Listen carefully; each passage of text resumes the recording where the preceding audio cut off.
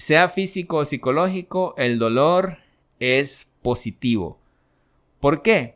Porque el dolor nos avisa de que algo está mal, de que algo necesita un cambio, de que un problema necesita tratarse.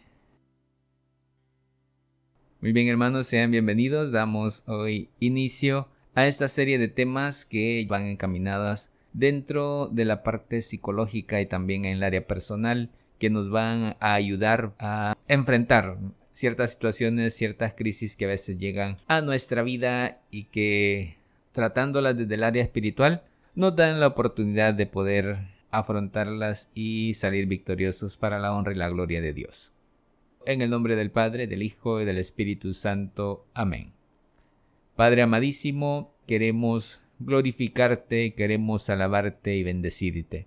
En el nombre de tu Hijo Jesús, queremos pedirte la unción de tu Espíritu Santo sobre cada uno de nosotros para que ilumines nuestra mente, que también, Señor, abras nuestro corazón y que nos concedas por tu misericordia en este instante comprender lo que tú nos quieres decir y también que nos puedas ayudar en cualquier situación que estemos tratando o enfrentando en nuestra vida. Nos ponemos en tus manos sabiendo que tú has de obrar y que confiando en ti todo lo podemos. Pedimos la intercesión de María Santísima, nuestra Madre, para que ella también nos ayude con sus ruegos a que podamos aprovechar aún más este momento de reflexión. Te lo pedimos por Jesucristo nuestro Señor. Amén.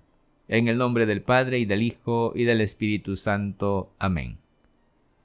En esta ocasión, hermanos, vamos a tratar un tema que creo es para todos muy familiar, y es el hecho de los problemas que enfrentamos en nuestra vida diaria. Y una pregunta quizás nos podemos hacer en algún momento: ¿será que todos tenemos problemas o solamente yo soy el que enfrento situaciones difíciles en mi vida? Es una pregunta que en algún momento nos hemos hecho quizá. El apóstol San Pedro nos dice que debemos nosotros consolarnos sabiendo que hay muchos hermanos alrededor del mundo, en otros lugares, que enfrentan situaciones similares o quizá peores que las nuestras. Y no en el sentido de la conformidad, ¿no? El hecho de decir, bueno, como otros están peor que yo, entonces me voy a quedar así como estoy. No. Dice el apóstol estas palabras en el sentido de que debemos esforzarnos también por salir de situaciones que son similares a las que otros están enfrentando. Y de hecho por eso es bueno compartir este tipo de temas, este tipo de reflexiones, porque en ellas nos damos cuenta nosotros de que no somos los únicos que atravesamos momentos difíciles, momentos que son a veces cruciales en nuestra vida. Nuestro Señor Jesucristo, cuando en aquel momento en el templo tomó el rollo o el libro para leer en el día sábado, pues que se reunían, leyó unas palabras del profeta Isaías del capítulo 61, el versículo 1, y dijo: Él me ha enviado para dar la buena nueva a los pobres, para curar los corazones desgarrados. Y se presentó a sí mismo, dijo: hoy se cumple esta promesa, hoy se hace realidad esta promesa, porque Él viene precisamente para esto, ¿no? Para curar los corazones que están desgarrados, para llevar a cada uno de nosotros, o para darnos más bien a cada uno de nosotros esa buena nueva, que siempre la recibimos por parte de algún predicador, de algún sacerdote, de alguien que el Señor utiliza como un medio, ¿no? Para llevarnos esa palabra de aliento que a veces estamos necesitando. Todos enfrentamos problemas, todos en algún momento de nuestra vida tenemos que enfrentar un problema, y aunque pueden diferir quizás en número, en variedad y en la intensidad, pero si vivimos en este mundo, todos compartimos esta experiencia y esta herencia que es común para todos: enfrentar problemas. Hay crisis también que llegan a nuestra vida, y casi siempre en la vida espiritual enfrentamos esos momentos de crisis, y también en nuestra vida humana, me refiero a las relaciones humanas, a las relaciones con los demás. Llegan momentos de crisis, llegan momentos que son, como ya dije, cruciales para nuestra vida. Y de hecho la palabra crisis significa decisión. Viene, creo que del griego esta palabra, lo que a su vez está significando que estar en crisis es estar en un momento decisivo de nuestra vida. Y de hecho lo experimentamos así, ¿no? Cuando hay una crisis en nuestra vida, es un momento decisivo. Muchos santos, de hecho, que nosotros conocemos ahora, han tenido crisis espirituales muy fuertes que han sido decisivos para ellos en su caminar espiritual. En esos momentos es cuando Dios se ha manifestado con más fuerza y de ahí ha surgido la misión que Dios les ha encomendado, la misión que ellos han asumido dentro del caminar cristiano. Muchos de ellos, si ustedes leen Vidas de Santos, se darán cuenta que cuando lograron superar ese momento de crisis, ese momento decisivo, es cuando su fe se acrecentó. Es cuando ellos pudieron estar más seguros de esa presencia de Dios en sus vidas. Porque cuando llega ese momento decisivo en nuestras vidas, podemos tomar dos caminos. Hay dos opciones que podemos tomar. Y una es autocompadecernos, quedarnos encerrados, quedarnos enfrascados en ese problema, en esa situación, en esa circunstancia, como le llaman otros. Y el otro camino es salir de nosotros mismos para ir a ese encuentro con un Dios que es amor, que es poder para ayudarnos a cambiar esa situación y con un Dios que es capaz de ayudarnos a cambiar esa situación. Y qué importantes son estas tres características de Dios o estos tres atributos de Dios. Dijimos, un Dios que es amor, porque nos ama con amor eterno, porque al ser sus hijos, Él nos ha amado hasta el extremo. También dijimos un Dios que tiene el poder para cambiar esa situación en nuestra vida, esa circunstancia en nuestra vida. Y también tiene la capacidad de cambiar esa situación. Y de hecho, cuando Él promete algo, lo cumple. Y lo cumple por eso, porque tiene el poder para hacerlo y la capacidad para hacerlo. Pero cuando nosotros enfrentamos esas crisis, esos problemas que llegan, se vuelve complicado porque a veces son cosas que no esperamos. Dice un dicho anónimo que no es el golpe más fuerte de un boxeador el que derriba a su oponente, sino es el golpe que no vio venir. Y así nos pasa. No es quizá el golpe más fuerte o ese problema más fuerte el que tiende a derribarnos, sino que es aquel problema que no vimos venir, aquel que nos halló desprevenidos, aquel que nos halló descuidados, porque a veces todo va bien en nuestra vida, todo está tranquilo, no pasa nada malo, nada grave, estamos totalmente tranquilos, pero en un de repente llega una situación que a veces nos desestabiliza en esa tranquilidad que hemos tenido, nos desestabiliza de esa quietud en la que hemos estado. Y el problema es que cuando esa situación nos roba la paz, caemos en una desestabilidad aún mayor y empieza este momento decisivo en nuestras vidas, ese momento de crisis.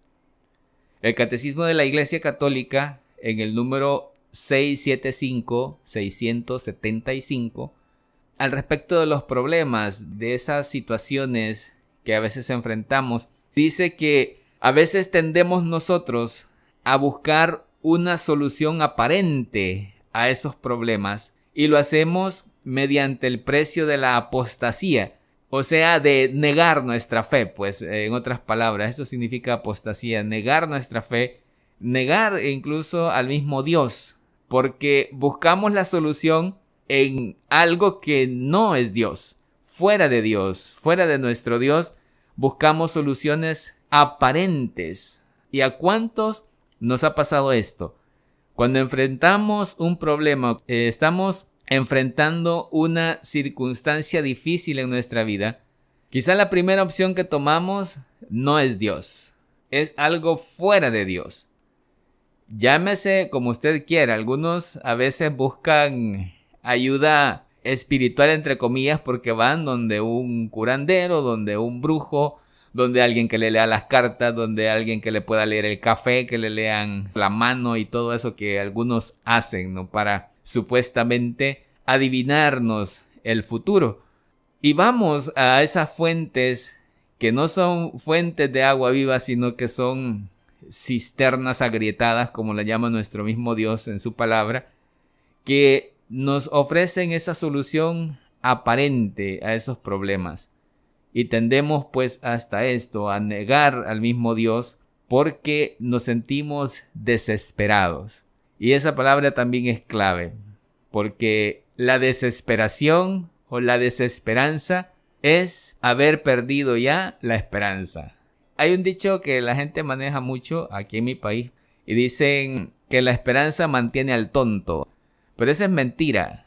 La esperanza es la que nos hace a nosotros levantarnos cada mañana con el ánimo de seguir adelante, porque si no tuviésemos la esperanza de que este día va a surgir algo bueno para nosotros o para nuestra familia, nos quedaríamos tirados en la cama. Si perdemos la esperanza, perdemos todo. Y desesperar es un pecado. La desesperanza es un pecado que va en contra de esta virtud de la esperanza, que es una de las virtudes teologales, por cierto, la esperanza. Esperar, pues, en ese Dios que, como ya dijimos, nos ama, un Dios que tiene poder para ayudarnos y tiene la capacidad también de ayudarnos. Por tanto, el catecismo, pues, nos hace reflexionar en este aspecto. Luego, en el número 1500, nos habla también del aspecto del sufrimiento y de la enfermedad. Según la Iglesia, son los problemas más graves que aquejan la vida humana. Y de hecho, así es. Cuando nosotros nos enfrentamos a una enfermedad, y en especial cuando es una enfermedad terminal, que no tiene cura médica, para Dios sí puede tenerla porque para Él todo es posible, pero médicamente a veces hay enfermedades que no tienen cura, nos sentimos atrapados porque estamos atados de mano, porque no podemos hacer nada más que esperar nada más que Dios pueda obrar en nuestras vidas o esperar la muerte, que ya dijimos en otra ocasión, nos puede también ayudar la enfermedad a alcanzar el cielo si nosotros lo sabemos ofrecer. Cuando hablamos acerca de las indulgencias, hablamos sobre este tema, ¿no? Cómo podemos la enfermedad ofrecerla a Dios como un medio de purificarnos aquí en la tierra. Entonces, estos problemas graves que aquejan la vida humana son los que nos llevan a desestabilizarnos en nuestra vida misma. Y es que, hermanos, cuando no buscamos a Dios, como decíamos al principio, que apostatamos incluso de nuestra fe, porque buscamos esas soluciones aparentes en otros lugares, quedan sin respuesta los problemas más agudos de la existencia humana, como lo dice la Gaudium et Spes en el número 21. Sin Dios no podemos dar respuesta a esos problemas. Al contrario, se agudizan más, se vuelven peores, pues, porque la tribulación y las pruebas, como ya dije, llegan y de repente nos desestabilizan en nuestra vida. Todo está bien y de repente llega ese golpe que no esperábamos, que no vimos venir y nos hace caer. El apóstol San Pedro nos dice en su primera carta, en el capítulo 1, versículos 6 y 7, que la tribulación, que las pruebas, que los problemas son como el catalizador que va a transformar nuestra fe y la va a convertir en oro. Así como es probado el oro en el crisol, así también las pruebas son para nosotros ese catalizador, ¿no? Así nos purificamos. Si nosotros, claro, le sabemos dar ese enfoque en nuestra vida. También nos dice el mismo apóstol que las pruebas son la oportunidad maravillosa para alabar y glorificar a Dios. ¿Por qué? Porque en ellas podemos salir victoriosos. Porque en ellas nosotros podemos vencer gracias a la acción misericordiosa de nuestro Padre Celestial. Y también el apóstol Santiago en su carta nos dice en el capítulo 1, versículos del 2 al 4, que las dificultades son el camino para madurar en nuestra fe y humanamente también. Los problemas nos sirven para ir adquiriendo madurez, pero ya dijimos, dependiendo de la manera en que nosotros vayamos enfrentándolos, porque esta es clave, enfrentar esos problemas para transformar nuestra vida. ¿Y qué diferencias hay entre nosotros cuando nos referimos a los problemas? Ya dijimos que todos los tenemos. Todos enfrentamos dificultades, problemas, crisis. Pero ¿cuál es la diferencia que hay entre nosotros cuando nos referimos a esto, a los problemas? Pues la diferencia simplemente radica en que algunas personas se alteran por ellos y se sienten abrumadas también por ellos, mientras que otras pues los afrontan y los saben manejar. A veces algunos manejan pero tan bien sus problemas que llegamos a pensar que no tienen problemas. Dígame usted si no le ha pasado eso con alguna persona que usted conozca, que aparentemente todo estuviera bien en su vida, que todo va bien en su vida. Así nos pasa con ciertos matrimonios también, que les vemos pues a veces tranquilos, no gritándose ni peleando en las calles ni nada por el estilo. Y creemos que todo está bien, que todo va bien con ellos en el sentido de que no enfrentan ningún problema, me refiero yo. Que ellos no pasan por momentos de crisis, que ellos no pasan por momentos difíciles.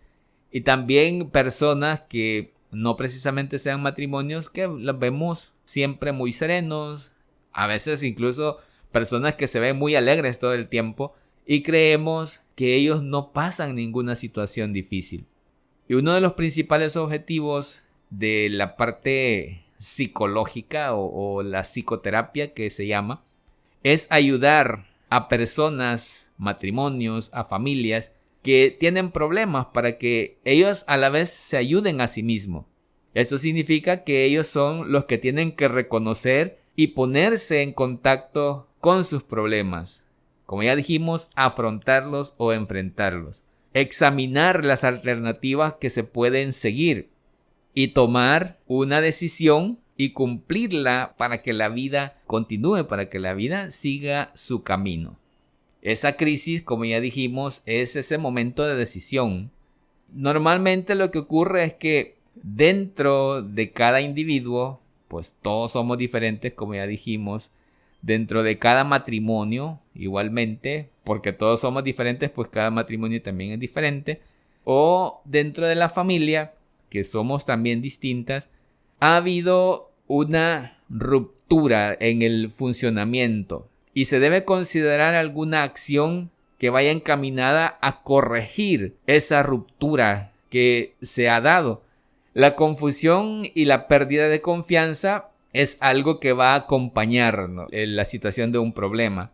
Y estos van a disminuir, claro, y también a la vez disminuyen el potencial que las mismas personas puedan enfocar en cuanto a la sanación de ese problema o la subsanación de ese problema, y también en el campo de la acción, es decir, de las cosas que podamos hacer para enfrentar ese problema.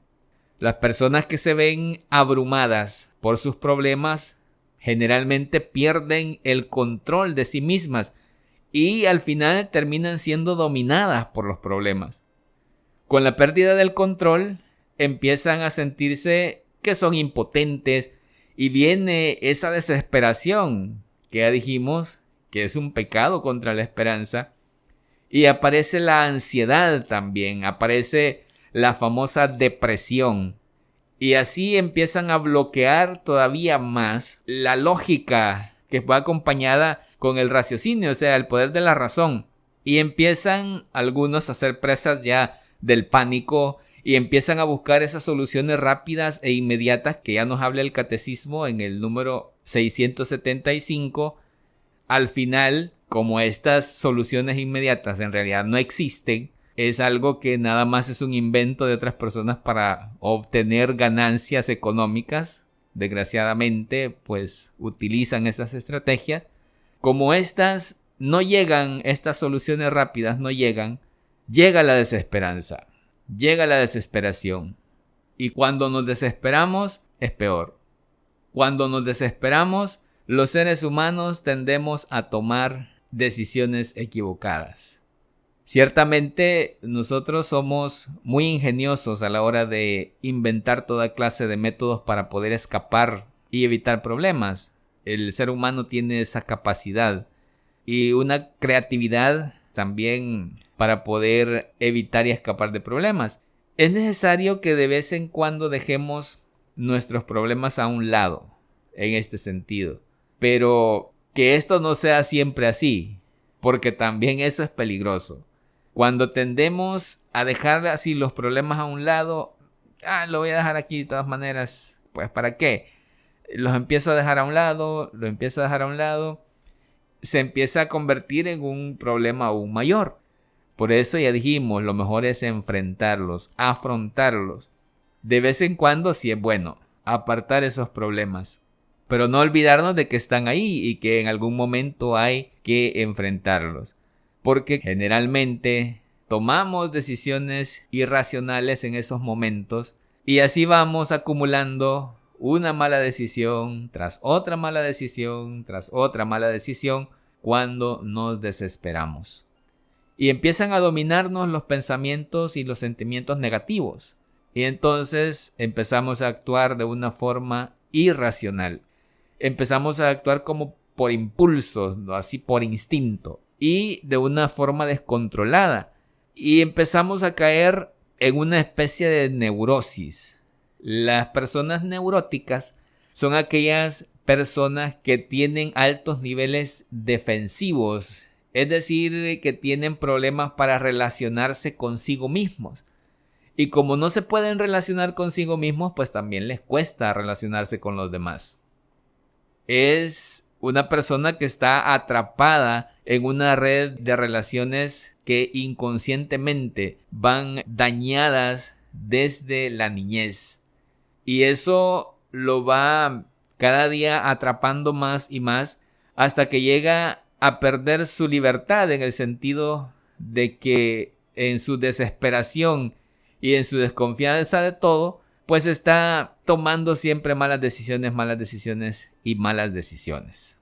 Y como ya dijimos, en estas situaciones los problemas lo que hacen es intensificarse más y más y más. Y se convierten luego en problemas personales porque muy frecuentemente había señales de alerta que no se atendieron debidamente y a su tiempo. Y así, por ejemplo, vamos a encontrar algunas personas que experimentan una cierta insatisfacción consigo mismo. O sea, nunca están contentos consigo mismos. Y con la vida, pues tampoco. Siempre están echándole la culpa a otros de todo, ¿no? De todo lo malo que les pueda suceder. Estas personas pueden llegar a sufrir depresiones y también enfermedades que se llaman psicosomáticas. ¿Cuáles son estas enfermedades psicosomáticas? Son dolores de cabeza, úlceras y también dolores muy fuertes en el pecho que oprimen, ¿no? Están así como oprimiendo nuestro pecho, que reflejan que no están manejando estas situaciones en sus vidas, sino que se han dejado atrapar por estas situaciones. Jesús en su palabra nos habla mucho del amor. Su predicación es el amor, de hecho, su misericordia y todo lo demás.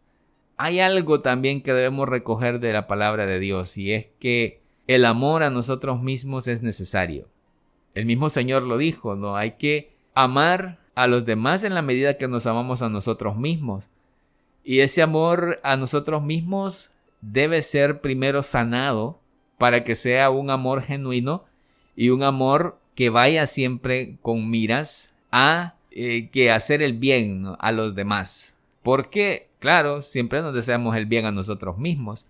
Y si amamos a los demás como a nosotros mismos, siempre vamos a querer el bien para los demás. Eso es simple lógica que nos habla el Señor de este aspecto.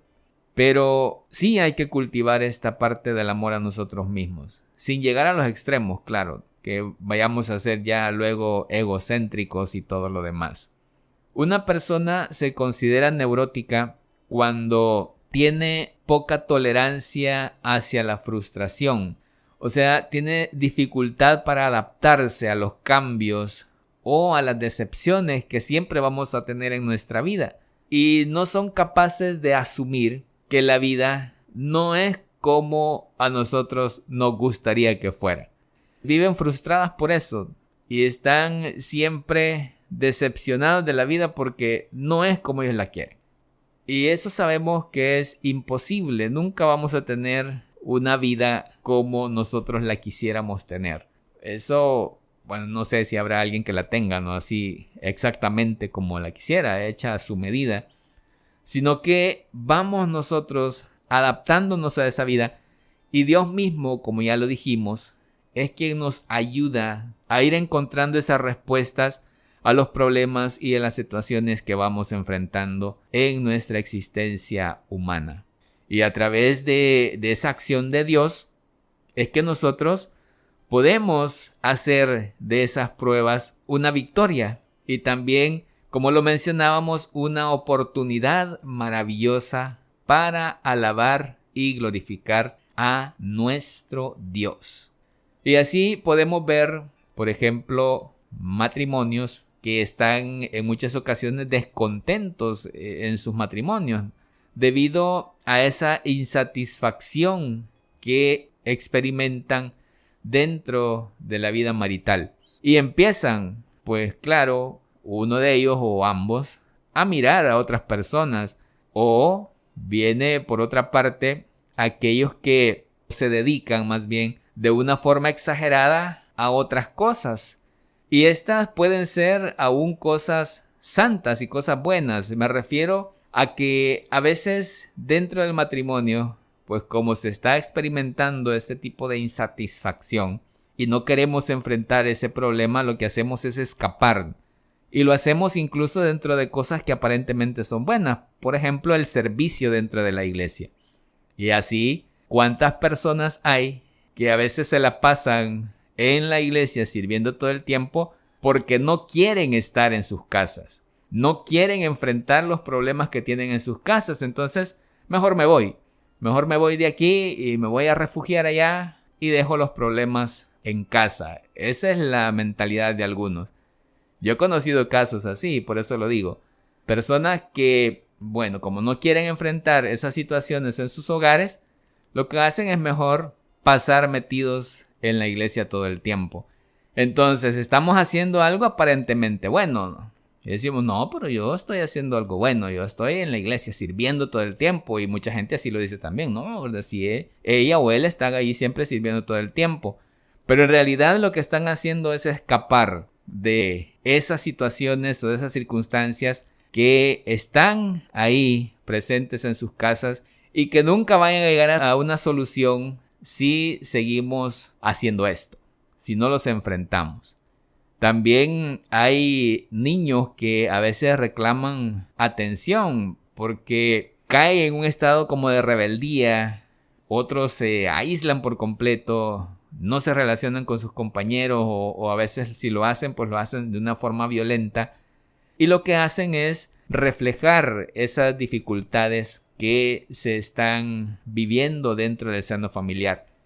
De hecho, pues muchos psicólogos que tratan estas áreas, ellos tienen experiencia, dicen esto, que para conocer a veces lo que sucede en un hogar, basta con ver el comportamiento de los niños, de los hijos que tengan estas familias, y que con eso ya se puede tener un panorama más o menos de lo que sucede dentro del hogar. Recuerdo una vez un sacerdote también, en una homilía, por cierto, lo dijo. Para darse cuenta de que los papás han perdido la autoridad ya sobre sus hijos, basta ver solamente cuando un niño o una niña está haciendo alguna travesura en un lugar ajeno a su casa, claro, y de repente pues los papás le dicen, deja de hacer eso porque si no te va a regañar el muchacho o la muchacha o el señor, la señora, te van a regañar. Y decía este sacerdote, con eso nos damos cuenta que los padres ya no tienen autoridad sobre sus hijos, porque están recurriendo a una autoridad externa. Ya no son capaces de decirle, deja de travesear, deja de estar molestando, porque no debes hacerlo, no es correcto. Sino que acuden a una autoridad de terceros porque ellos ya perdieron la autoridad sobre sus hijos. Eso decía él. ¿Será cierto? No sé. Pero sí, se ve a veces esto, ¿no? Cómo pueden estar encubiertas ciertas situaciones dentro de la familia, pero que ya en el comportamiento pueden salir a la luz. Entonces, la diferencia entre los que manejan sus problemas y los que no lo hacen es con frecuencia lo que distingue esto, ¿no? A los que los afrontan y a los que no afrontan sus problemas. Cuando evitamos los problemas, estos normalmente terminan controlándonos. Llegan al punto de dominarnos. Sea a corto o largo plazo, lo van a hacer. En cambio, cuando hacemos frente a los problemas, vamos enfrentándonos a esa realidad y por muy dura que ésta sea, por muy dolorosa que ésta sea, nos va a nosotros a mantener en esa alerta mental, en esa alerta emocional y también en esa alerta espiritual que nos va a llevar a la vez a tener una espiritualidad sana. Es importante recordar que el dolor es siempre parte del proceso de crecimiento. En Alcohólicos Anónimos tienen el programa de 12 pasos que no sé si algunos de ustedes lo conozcan, pero ellos tienen este programita que les es bastante efectivo. Tienen un lema. Ellos dicen, sin dolor no hay beneficio. En inglés creo que es algo así como no pain, no gain. Sin dolor no hay beneficio. Sea físico o psicológico, el dolor es positivo. ¿Por qué? Porque el dolor nos avisa de que algo está mal, de que algo necesita un cambio, de que un problema necesita tratarse. Entonces, si no experimentamos dolor, quiere decir que carecemos de ese sistema para alertarnos, para detectar los problemas. Y así no vamos a tener oportunidad de cambiar y se va a ir degenerando todavía más esa situación. Si lo vemos clínicamente, por ejemplo, los diabéticos de repente empiezan a perder la sensibilidad en algunas partes de su cuerpo y esto es peligroso. Yo lo he visto en algunas personas que se han golpeado o se han hecho alguna cortadura o una herida en un dedo del pie, por ejemplo. Eso le pasó a alguien conocido. Como había perdido la sensibilidad, no se había prácticamente dado cuenta porque había sido en la parte de abajo, ¿no? En la parte de la planta del pie. Llegó un momento en que pues una de sus hijas lo vio un día que se estaba poniendo los zapatos y cuando levantó el pie para ponerse el calcetín, le vio la herida que ya la tenía bastante infectada. El dedo lo perdió, se lo tuvieron que cortar porque había perdido esa sensibilidad. No hubo dolor, a eso me refiero. No hubo un dolor que le alertara de que allí había un problema. Y eso nos puede pasar también a nosotros en este campo del que estamos tratando ahorita. Ya dijimos, todos tenemos problemas, todos sentimos ansiedad, todos podemos caer en la depresión, todos podemos llegar a experimentar la frustración, pero la diferencia está en cómo las manejamos y cómo las controlamos. Ahí, hermanos, radica pues la diferencia entre unos y otros. Y así sucede también con nuestras inseguridades. Nadie es totalmente seguro. Tenemos temporadas de estabilidad, pero generalmente llegan momentos en que estas pues son desestabilizadas porque vamos buscando otro nivel de estabilidad. Y así vamos subiendo, así vamos escalando. Es como en nuestra vida espiritual, vamos subiendo, tratando de ir subiendo esos peldaños en esta escalera de la vida espiritual, porque nuestra meta es alcanzar a Dios al final. Pero dentro de ese caminar, dentro de ese ir subiendo, llegan esos momentos de inseguridad y esos momentos nos ayudan a darnos cuenta de nuestra incapacidad en el sentido de que tenemos limitaciones puramente humanas, de que no lo podemos todo, de que solos difícilmente podemos avanzar. Y por eso pedimos a Dios siempre su ayuda. Por eso le clamamos a Dios por su ayuda. Porque sabemos que solos no vamos a poder lograr avanzar en nuestra vida espiritual. Y también en nuestras relaciones personales nos pasa lo mismo. Así que eso nos va obligando a contemplar más allá del limitado campo de la seguridad puramente humana, un lugar más seguro y más duradero que nosotros lo conocemos como la gloria eterna, como el cielo, donde sabemos que habrá paz, seguridad, no habrá tristeza, no habrá dolor, no habrá llanto, no habrá nada de eso porque estaremos reinando con Dios, porque esa es nuestra meta.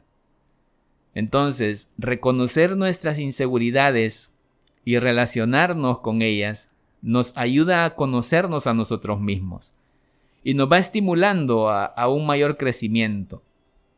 La inseguridad y la incertidumbre son parte de nuestra existencia normal y no podemos escapar de ellas.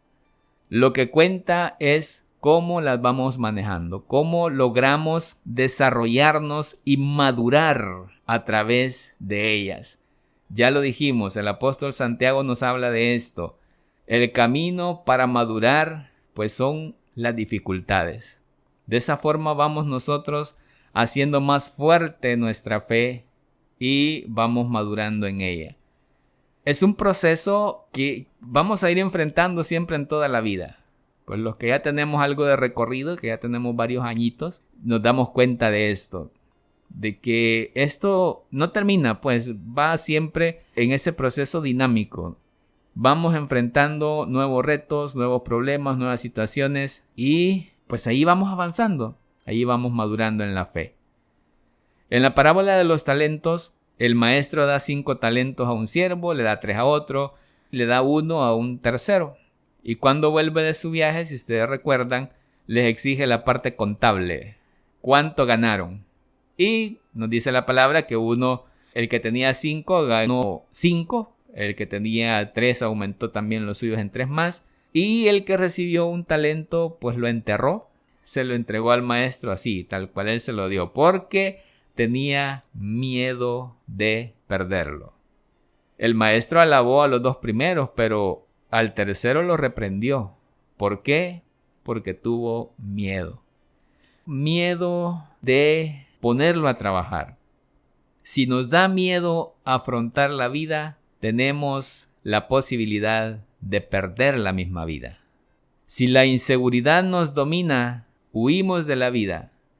Al evitar los riesgos y no querer relacionarnos con los demás, con la gente, sea por el miedo o sea por el abandono, no sé, usted sabrá por qué, pero dejamos de asumir una responsabilidad.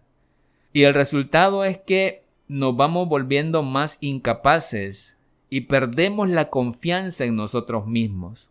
Y puede llevarnos incluso a perder el respeto por nosotros mismos.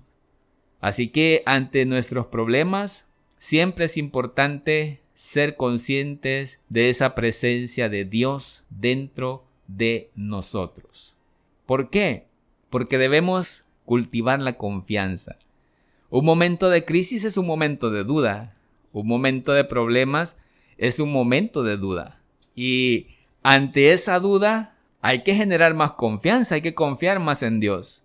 Hay que ir a ese Dios que sabemos levanta al caído. Confiar en ese Dios que sabemos que nos puede levantar. Volvernos con esperanza, porque ya dijimos, no desesperar, sino al contrario, tener esa esperanza en Dios que nos puede levantar, que nos ofrece también una salida de ese lugar del que nosotros nos sentimos atrapados. Y guardemos en nuestra mente San Lucas 1:37. Para Dios no hay nada imposible. Puede parecer imposible para el ser humano, pero para Dios no hay nada imposible.